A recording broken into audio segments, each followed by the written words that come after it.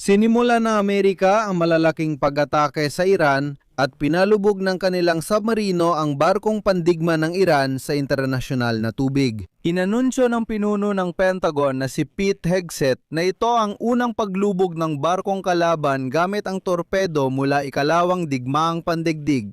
At ngayon, lumitaw na sa internet ang video ng mismong pag-atake sa barkong Iranian. Talagang kahanga-hanga ang eksena. Bukod dito, nag-ulat ang kampo ni Trump na nalubog na nila ang lahat ng barkong Iranian sa Golpo ng Oman at ngayon, halos kontrolado na ng mga Amerikano ang Strait ng Hormuz. Nagbabala si Pangulong Donald Trump na sasama na ng hukbong dagat ng Amerika ang mga oil tanker sa Strait ng Hormuz na dinaraan na ng mahigit 20% ng supply ng langis sa mundo. Biglang lumabas ang balitang muling ipinagbawal ng Iranian intelligence. Humiling ng negosasyon si Trump kasama ang mga Amerikano upang mapahinto ang digmaan. Ngunit tumanggi ang Amerika sa anumang pakikipag-ugnayan, sinasabing huli na ang lahat para sa anumang dialogo. Ako si Alexei Pechi, pag-usapan natin ang paksang ito ng sabay-sabay. Pero bago tayo magsimula, hinihiling ko na mag-subscribe kayo sa channel na ito, i-like ang episode na ito, at mag-iwan ng kahit anong komento sa video na ito para mas maraming manonood ang makakita nito. Mag-subscribe sa Telegram channel kong Pechi News. Ang link ay nasa video description. Doon kami nagpo-post ng mga mabilisang balita.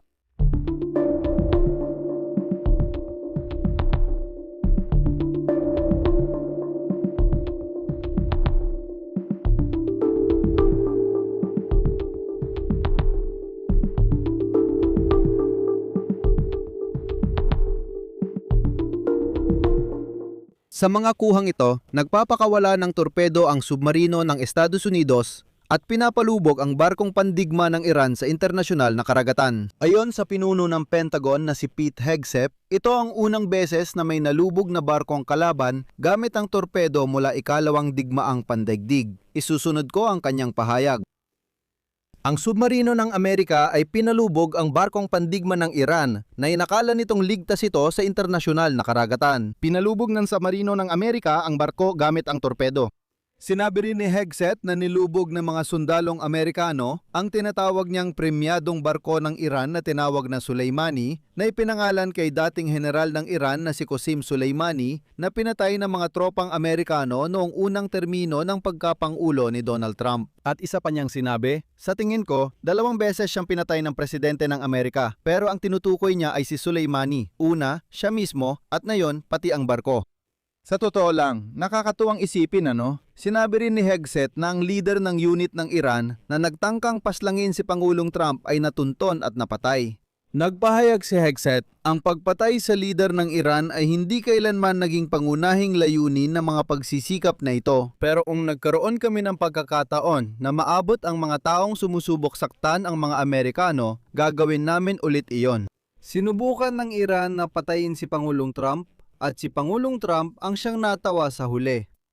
Pinaalala ko na sinabi ng kagawaran ng katarungan ng Estados Unidos na noong 2024 may isang tao na inatasan na isagawa ang isang sabwatan ng Iran para patayin si Trump. Ngunit wala sa 2 iba pang tangkang pag-atake kay Trump sa Butler, Pennsylvania kung saan tinamaan ng kanyang tainga ng bala at sa kanyang golf course sa Florida ang direktang konektado sa Iran.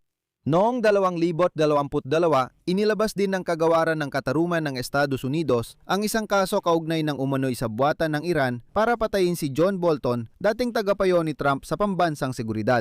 At sabihin na nating, isa sa mga nagtutulak ng kampanya ng matinding presyon laban sa Iran, ibig sabihin si Bolton ay talagang taga-suporta ng ideya na kailangang pahirapan ang Iran.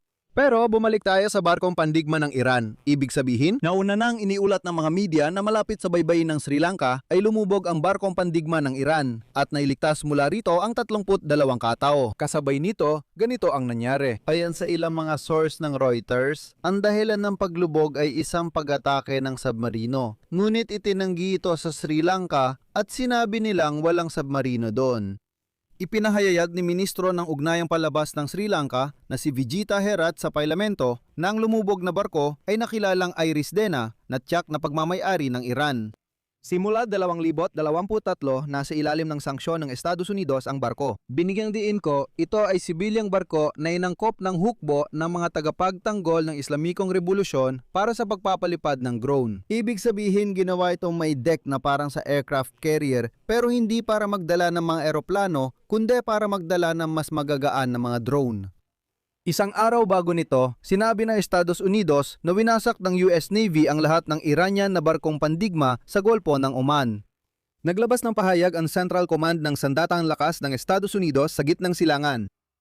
2 araw na ang nakalipas, may 11 barko ang rehimeng Iranian sa Golpo ng Oman, na yon ay wala na ni isa. Matagal nang inuusig ng rehimeng Iranian ang pandaigdigang paglalayag sa Golpo ng Oman, ngunit tapos na ang panahong yon. Mahigit 80 taon ng pundasyon ng kaunlarang pang-ekonomiya ng Amerika at mundo ang kalayaan sa paglalayag sa dagat at patuloy itong puprotektahan ng mga tropang Amerikano. Sa dagat ng Arabia, malapit sa Golpo ng Oman, naroroon ang malaking pangkat ng hukbong dagat ng Amerika. Kasama sa grupo ang aircraft carrier na USS Abraham Lincoln, 7 pang aircraft carrier na may kasamang mga Tomahawk cruise missile at Standard missiles na panlaban sa mga missile at 2 barkong pandigma para sa coastal zone.